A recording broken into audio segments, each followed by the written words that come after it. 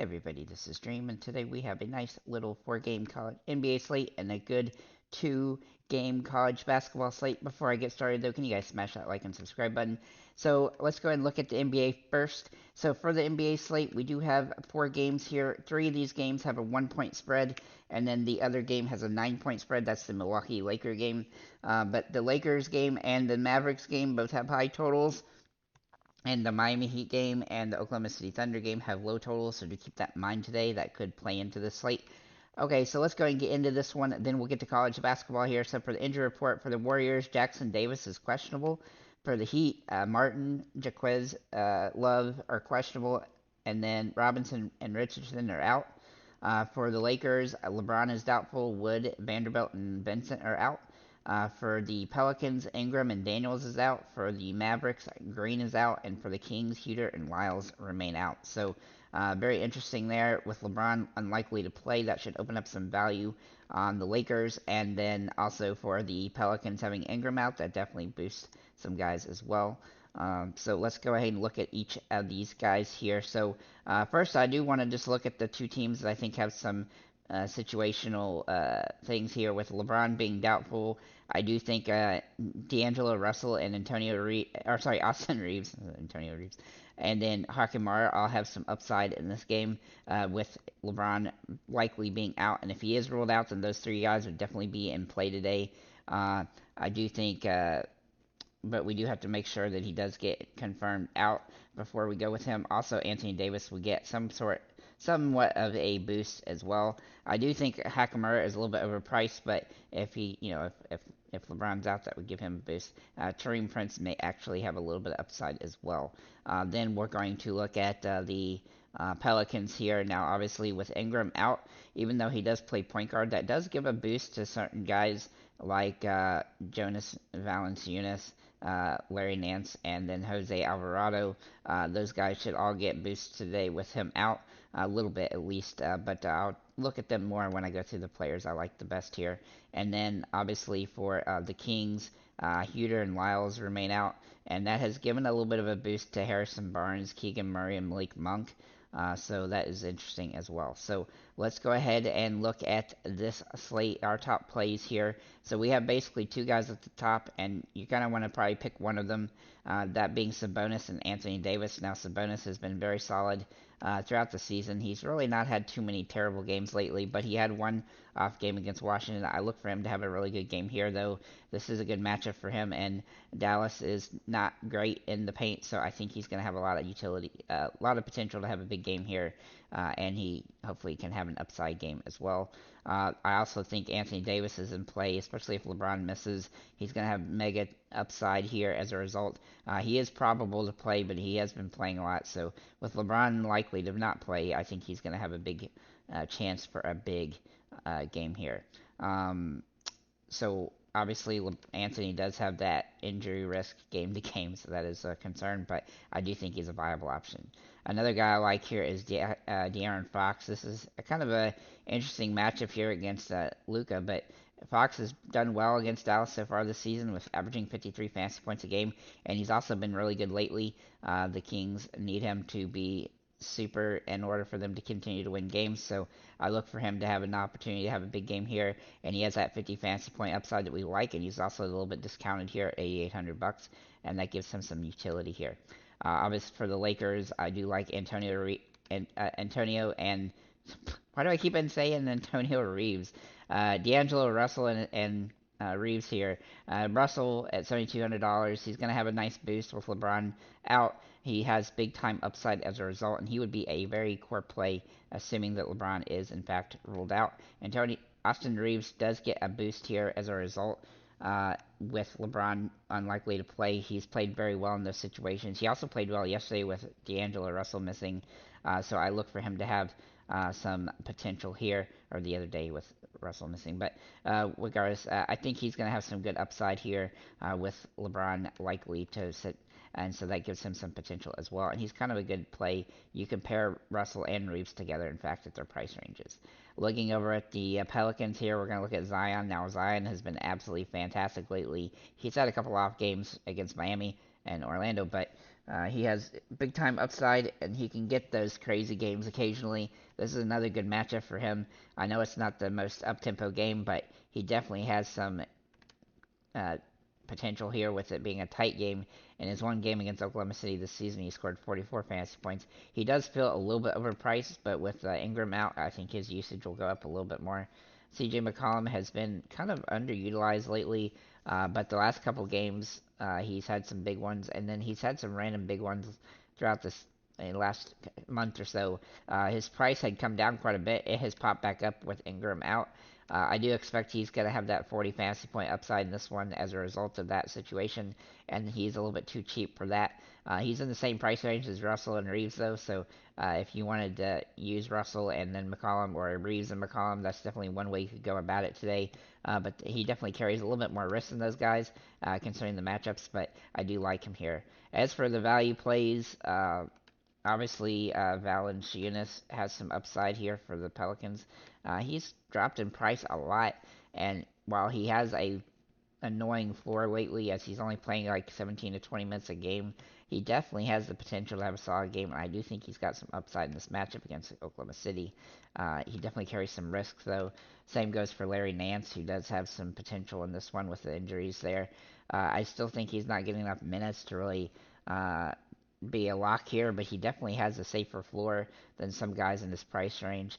Uh, and then Alvarado for Pelicans, he should get a boost here with in the minutes. Hopefully, he's also got a few more minutes the last couple games, and when he's had the opportunity, he's done pretty decent for the most part.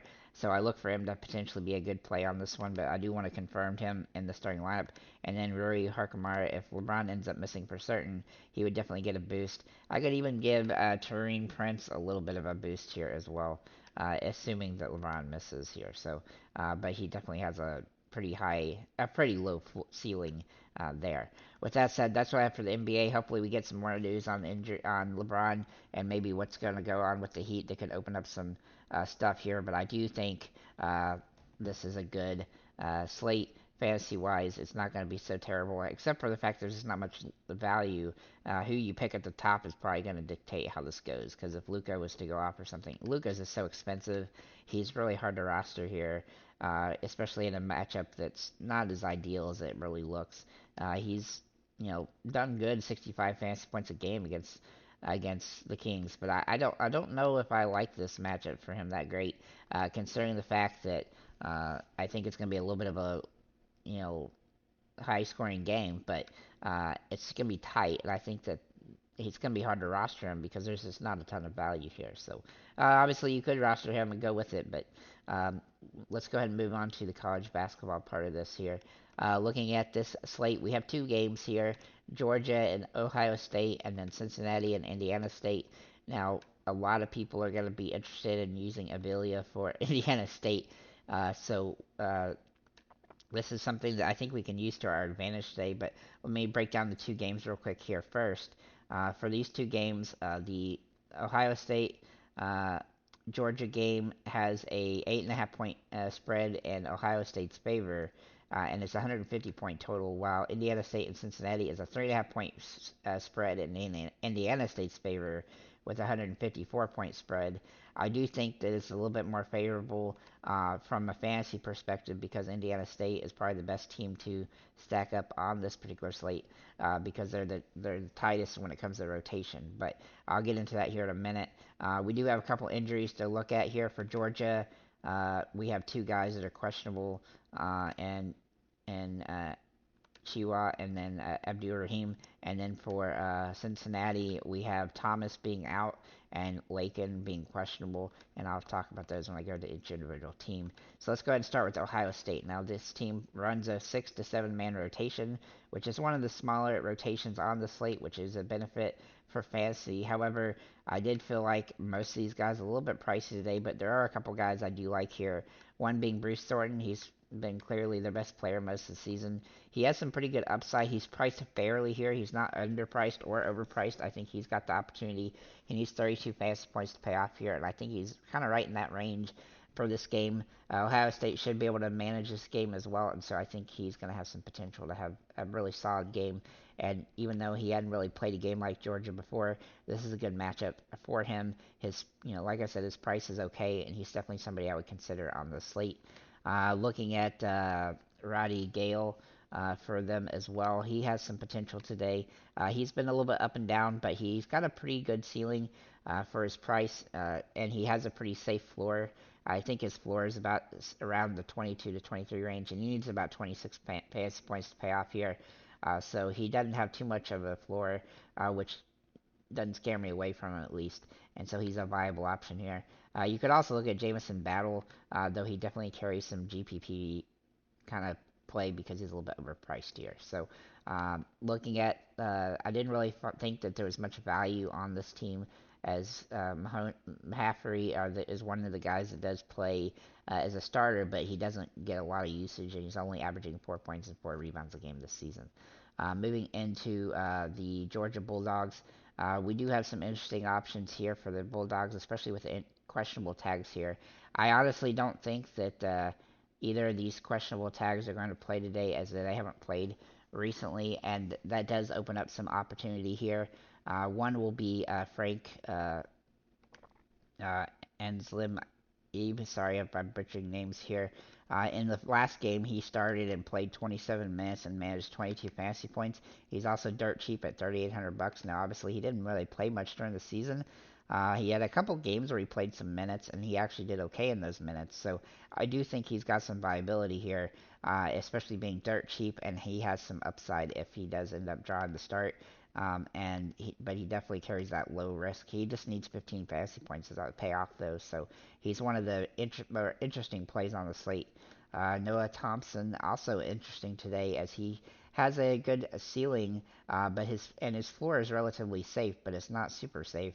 But he's kind of got a tight window to play into, which is about a 21 to 28 fantasy point window. He needs 25 to pay off, so he's about the price that I didn't want him any higher price than this. I was hoping he was going to be a little bit cheaper, but he looks like a pretty decent play on the slate. And if you think Georgia can keep this close, then he's definitely somebody I would consider. Silas Demery is a guy that has an extremely low floor and extremely high ceiling, and that definitely gives you some potential here because he needs about 24 fantasy points to pay off. The question is here is the risk, is that he's not squarely a GPP play because he can have those low 12 to 15 fantasy point games, which we definitely don't want to see if we're going to utilize him in this slate. There's not much else on Georgia. They typically go a little bit deeper in the bench, which is a little concerning here.